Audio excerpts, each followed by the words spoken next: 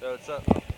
Hey, what's up? Here we are with Pete Navarro, YouTube name PNCOLLECTOR, and here we are on doing a video on thoughts on the format.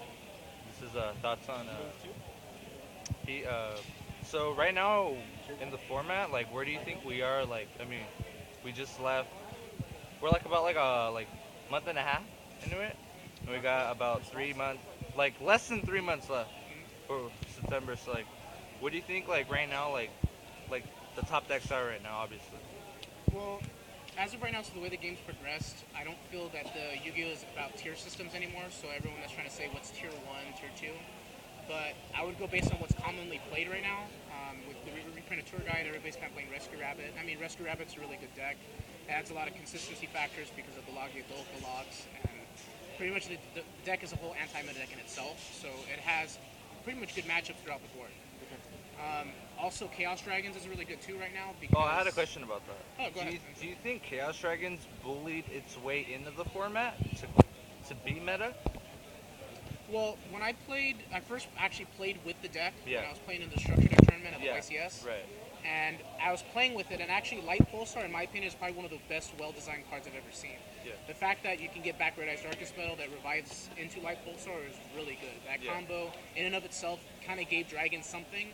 But like you said about them bullying into the format, I think it kind of happened because a lot of people were just kind of misjudging it, kind of Right. just took it up as nothing. Correct. Yeah. I mean, I don't personally like the deck because I feel it's too easy to answer for. And what probably has become a crucial part is like Insectors, they're doing terrible this format, which in reality, they're kind of, in my opinion, one of the best decks to play. Right. But a lot of people don't know how to play them or side accordingly for them. I know that the mirror match can get difficult, but that comes down to a preference, really.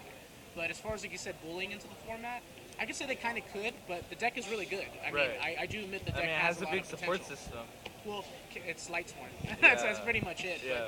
But really, the benefactor to it is that it has BLS. You have like all these power cards that the deck possesses, and it's so hard to stop everything because they just flood the board with you. So that's kind of one reason why I think it's a little bit overpowered, but I don't think it's the best deck as people base it on. And anything else you needed to ask? Actually, no, I gotta keep it. Sorry. Yeah. Like. I mean, yeah. We don't like. It's like less than 3 months. Like, do you see any decks right now, that are obviously like non? We'll wait for that to finish. Like any decks that are non-meta that you could see have a huge impact in next format. Well, as of right now, we have Samurais getting the structure deck, which is Right. not too bad. I mean, Yeah.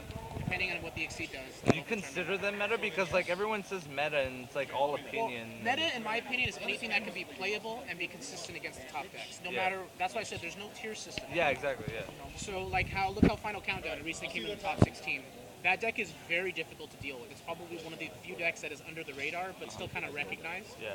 And Final Countdown is only consistent depending on the player, because that deck is probably, in my opinion, really skillful, and a lot of people think it's not.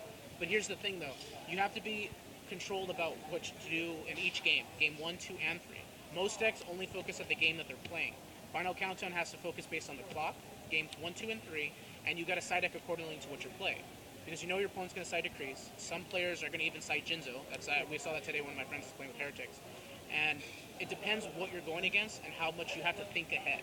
And most people right now, since all the decks kind of say, my deck is overpowered, so my overpowered cards will be your overpowered cards. That's just pretty much how the game has become. Right. Final Countdown simplifies that, but it also makes it more complicated for the player using it. Yeah. I like with the new hidden arsenals coming out in July, we're gonna get stuff like all the new exceeds. I gave you Gishki Mellow guys. We're gonna get the Sigma. Right now we just got Shockmaster released, so there's playable cards that like gadgets can actually be a new form of deck now because they have exceed gadgets with like Ultimate Offering and other tech choices like I think it's got Dimensional Summon or something like that. Chain Summoning. That's a different type of deck you can play. And then later on, depending on how Gishkis do, because now they get their Gurustag, the level 6, I believe, the ritual one that takes 2 from the hand. Well, you look at 2 at the hand and then take 1. That's a really good deck too, and it has a lot of potential, but it also depends on the player system and what Konami decides to do, especially when it comes into like September for the ban list. That plays a big role because as of the game right now, it's kind of stale, but the consistency to play new decks is kind of difficult because Konami's kind of geared to supporting certain decks right now. Like a lot of people have problems against insectors. A lot of people have problems against. Some people don't like wind-up still because the loop is still there. Yeah. There's other people that don't like the way rabbits develop, but it's there. Dragons because they feel like they sack too much. I mean, everybody's gonna argue about something. Yeah. You know what I mean? So, Alright, well, thank you for your interview. no problem. And I'll send the info out to you. Right. Any shout outs? Yeah, I'll give a shout out to your channel too. My friend Joe Franzo's also. He has a channel too as well. Has a lot of good information and insights. And if you guys ever need anything, like I said, be free to PM me, and I'd be able to help any of you guys out with questions. Alright, PM Collector. Alright, see ya.